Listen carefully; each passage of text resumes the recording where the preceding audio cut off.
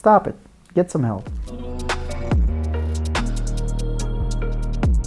What's up guys, my name is Tim and I've been fixing BMWs for the last 10 years, and today I want to cover some controversial topics. Let's get to it. If you're new to the channel, please explore all available DIY videos on the channel. You can find plenty of information in there, how to do it yourself, how to diagnose stuff sometimes, and just save a ton of money. So consider also subscribing, of course. Drop the like, share this video to forums or any other communities that you have. If you agree with it or disagree with it, like, why not? Let's see what happens. If you have any questions, comment below and I will try to answer as much as possible. Also, for my returning viewers, the membership program is on. We do have some interesting perks in there. Basically, for $5 a month, you will have a priority reply to comments. This will help. Basically, if you have a question, car-related question, your car is doing something weird and you want to ask someone, you can ask me, and your comment will be prioritized over somebody who is not the member. But I'll try to answer everybody, of course, but you are the priority. For $10 members, basically you will have one-on-one time with me. If you need really some help, some second set of eyes, or my expertise, I will help you. We can connect through the email or phone, text, maybe even a FaceTime call, and we'll go through the problems of your car. I will guide you, navigate you, but once again, it's not guaranteed thing. It's like sometimes I need to be present at the car to fully assess you, but I'll do my best. So that's it. Now let's get to the topic of what not to do with your BMW or on your BMW.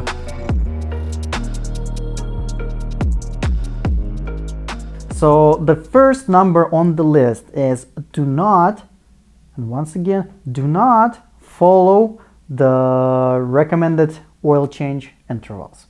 It's as simple as that. On many BMWs, like on some of them, the oil service interval is relatively decent. Like I've seen 8,000 miles, 7,000 miles, which is kind of on the edge in there. But on some BMWs, it's 15,000 miles, 24,000 miles. So I'll explain why it's not a good idea to follow those intervals. No oil nowadays can last more than 10,000 miles. That's as simple as that. So my recommendation for any BMW, any climate, basically, to change the oil between 5 and 7,000 miles. I would more lean towards the 5,000 miles, but if you get it into this gap, 5 to 7, this is good enough. There is no reason to change it before 5,000, so if you want to do it every 3,000, well, you can, but actually it doesn't make any difference. And there's been some oil analysis done before that it's actually might be worse than changing it at 5. But it seems like everybody is agreeing on 5 to 7,000 miles interval, so just do that. And even if your car tells you 15,000 miles, just don't listen to it, please. When you leave the oil for long enough in your car and you're driving it and everything, it's breaks down basically. So you'll see a lot of engines with a lot of deposits, the carbon deposits from oils. So yeah, that's definitely not a good thing. And there's plenty of components in there, like the Vanos, the Valvetronic unit, the Vanos solenoids. Even though it's filtrating some of that stuff, but it's clogging up all the tiny passages and everything. So that's definitely not a good idea. To keep your BMW in tip-top shape, the first thing, it's the most important thing, I would say, mostly, the oil change. So 5 to 7, that's good enough. And just stick with those intervals. Don't follow your iDrive system.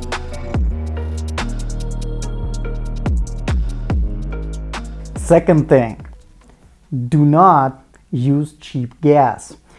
If your BMW, and I'm pretty sure like every BMW has a recommendation of 91, the minimum. If you have 93 in your state, let's say, I'm talking about the United States, so everybody looking abroad, just go for top tier gas.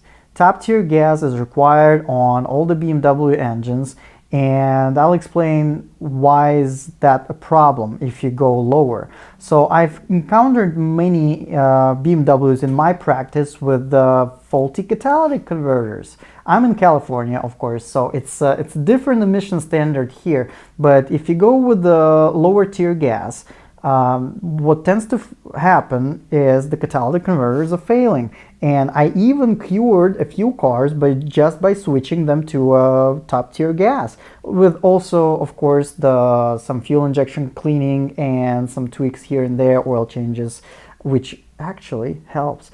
That's makes sense.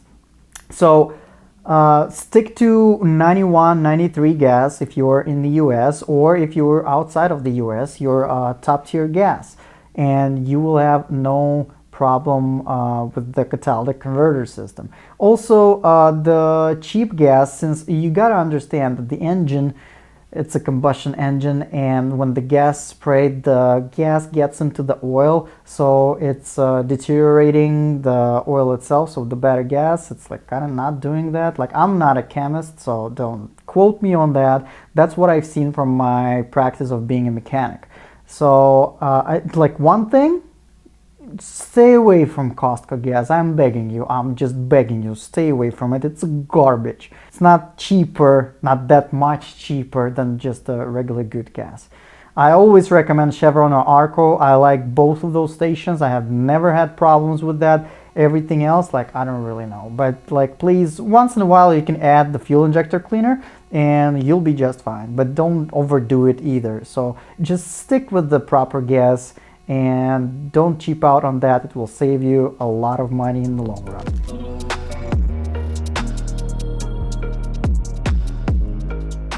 Next thing, it's mostly for my DIY community, and of course, if you're new to the channel, for you as well, if you like doing things yourself, using non-OEM parts or unrecognized brands, unbranded stuff and whatnot.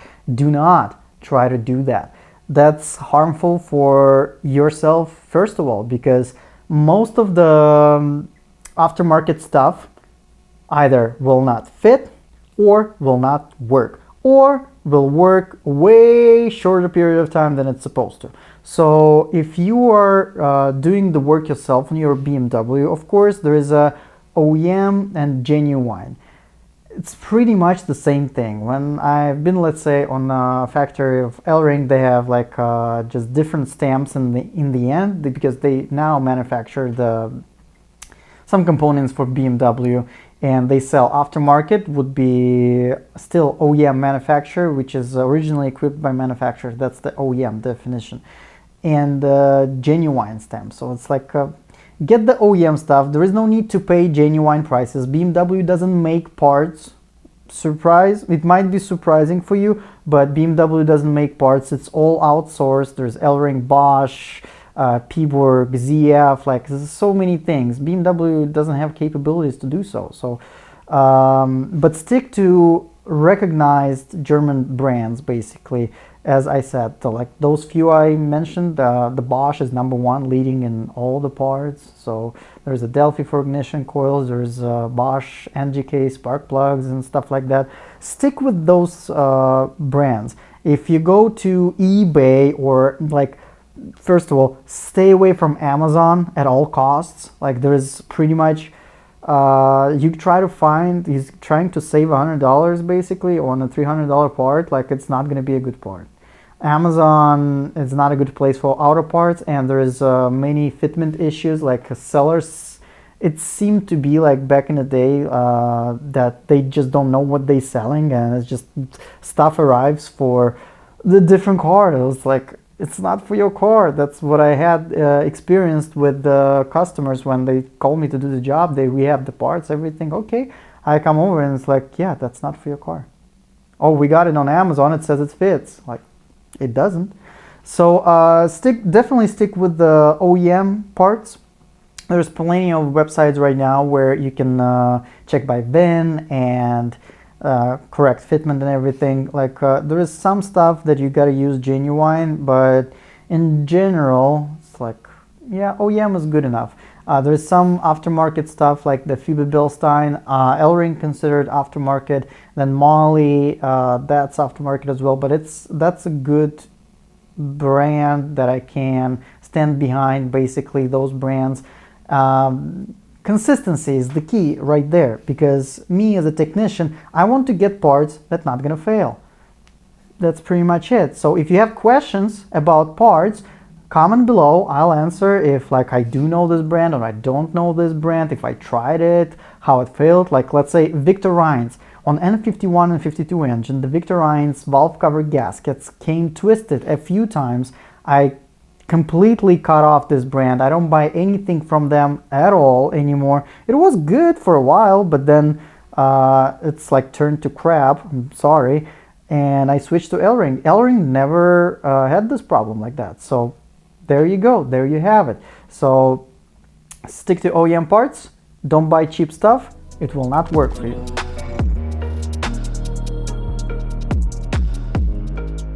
Next one. It's more of a opinion, I would say. Performance parts. I highly encourage you to not install performance parts. Let's say, remember those 2000s cool cold air intakes? They don't do anything. They're completely useless. Those cone filters, K&N filters, they don't do anything. They are completely useless and sometimes harmful to your engine because they're different. They have to be serviced differently. They might be look cool under the hood, but do you often pop it off? Like seriously, really? Those cool metal charge pipes? No, the fitment is terrible. The fitment usually is terrible. Even the like really reputable shops, like they do those things, and you know, in order to even to install those things, the charge pipes, let's say, it's now not, let's say, plastic, or it doesn't have those bands where it's supposed to wiggle. It's a real pain in the butt to install those when it's like complete solid piss. So you put it on, it's like it takes more time to do. It's I really can't stand it. The sealing is sometimes not there. It's reliability is not there. So, and consistency of a product is not there. I can't stand performance parts because first of all, they don't do anything, completely useless things, and secondly, it's a real pain in the ass to install most of the time. So don't do that. It doesn't make sense. Just stop it. If you want a race car, just build a race car. Don't try to get 5 horsepower because you put the K&N filter in there. It's not going to do anything. Stop it. Get some help.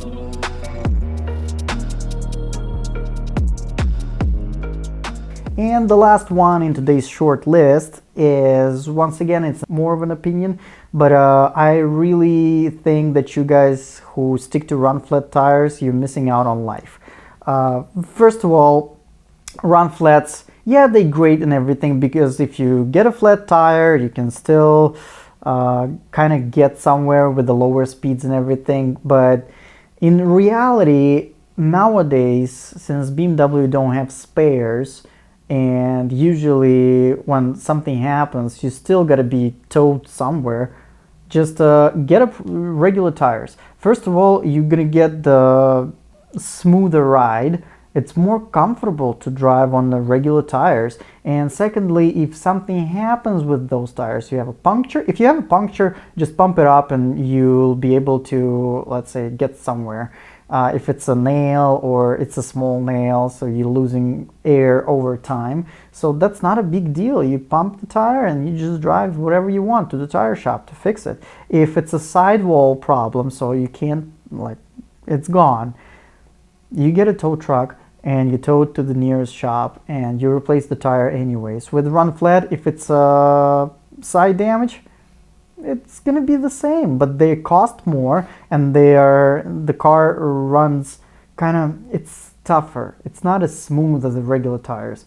and they are more noisy. So it's like, even though the BMW recommends run flats, like, yeah, that's kind of waste, especially if it's a used car. It's like, if it's, let's say, 10-year-old and you need to change tires, you don't need to pay extra buck for run flat tires. Just get a regular ones. And also, one more thing, you don't need to slap the Michelin Pilot Sport 4S on your 2008 328i. There is no reason for it. Just get the cheaper brands, like usually the shops, the tire shops can advise you on what kind of tire to use, and you can save a lot actually on that.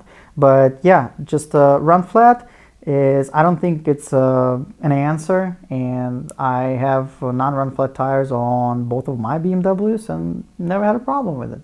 So stick to regular tires. That's just an opinion. Once again, you can disagree with me in the comments.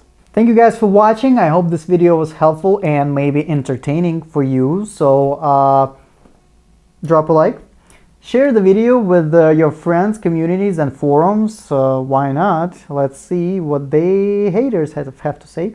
And of course, subscribe to the channel. If you have any questions, comments, or concerns, just comment below and I'll get back to you as soon as I can. Thank you for watching. I'll see you in the next one.